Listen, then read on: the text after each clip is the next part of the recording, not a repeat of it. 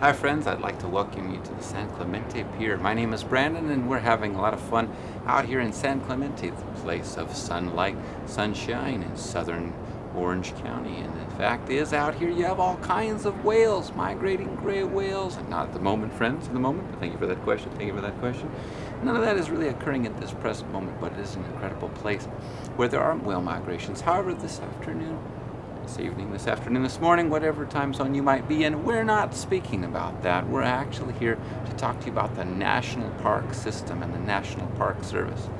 Now, friends, my name is Brandon, like I said earlier, and when the National Park Service was established in 1916, you got it right. That's actually what it was, the Organic Act of 1916. You had already had the precursors. You had 1874, you had Mr. John Muir, who in 1864 was telling us all about the wilderness. And now the helicopter is here to greet us for our evening news.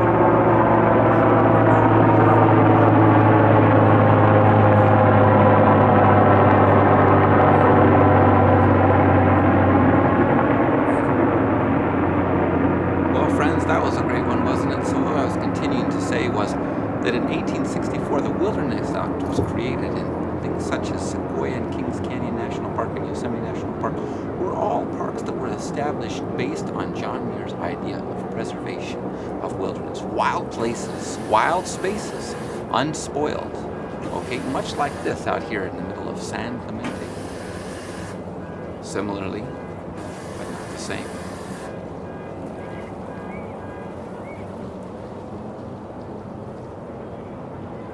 So as John Muir would say, climb the mountains.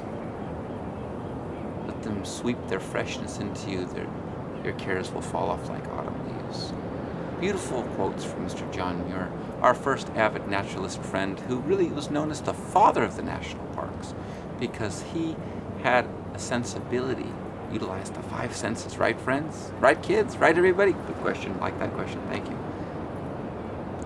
To enact legislation or befriend folks like Teddy Roosevelt, who actually had this idea of, if we have wilderness and wild spaces, why couldn't we actually create something like the national parks in order to have a suitable, sustainable place for people to visit, to enjoy, for visitor use, for visitor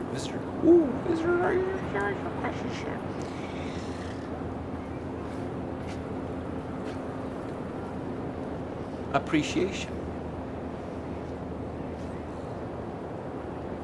Can you appreciate me?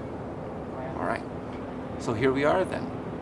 We're talking a bit about the National Park Service and what actually constitutes special places. So the Organic Act of 1916 actually shares with us that you have an act which establishes cultural and natural heritage for visitors around the globe, that keeps things intact, that keeps future generations wanting to come back because you have these wild places, unspoiled places that then people can appreciate. Very similar to John Muir's preservation was,